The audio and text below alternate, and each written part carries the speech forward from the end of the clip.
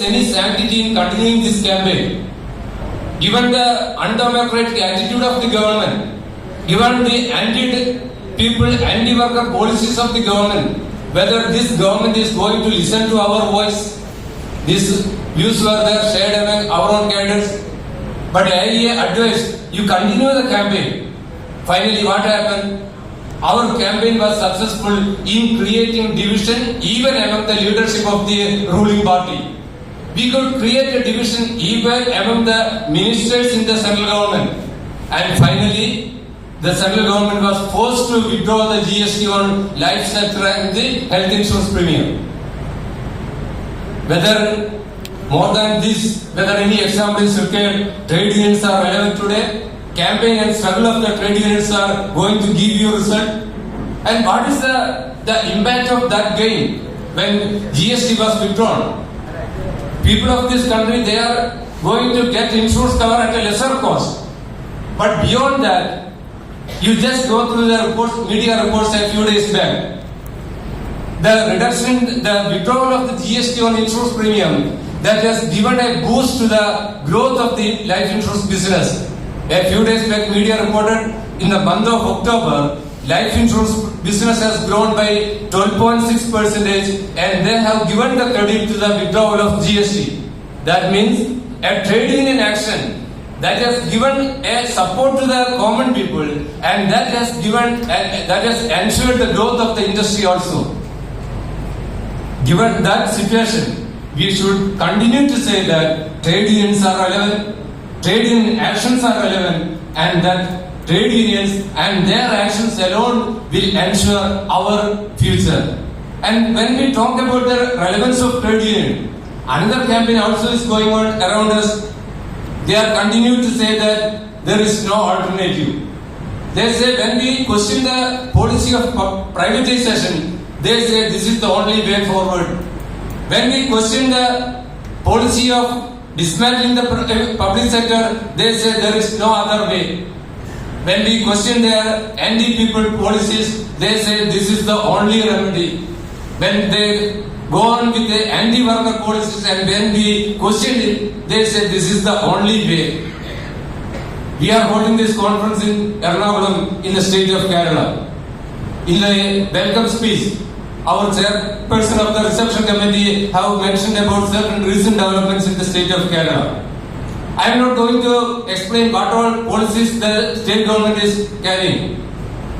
But when everybody say that there is no alternative, and when the rulers at the center say this is the only way forward, sitting in Kerala, we should be able to say that no, there are alternatives. The welcome address mentioned about the eradication of extreme poverty in the state of Kerala. Recently, there are certain other decisions the government have taken. 62 lakh people in the state of Kerala, they are receiving 2,000 rupees per month as a social security pension.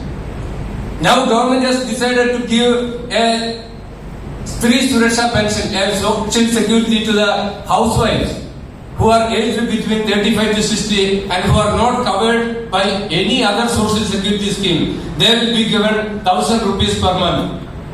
The job seekers, the youth who are between 18 to 35 age, 18 to 30 age, who are going for some competitive examination or they are preparing for some examinations, who are job seekers, they will be given a scholarship, work to connect scholarship of 1,000 rupees per month.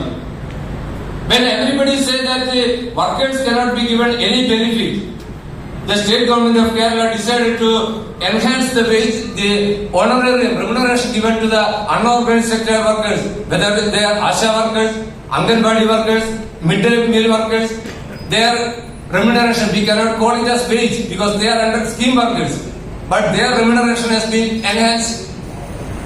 When governments, hundreds and lakhs of people are there without a home, without a shelter, and government of India say it is not possible to provide them any shelter, there is an experience in Kerala where already 465 people have given a house, a shelter.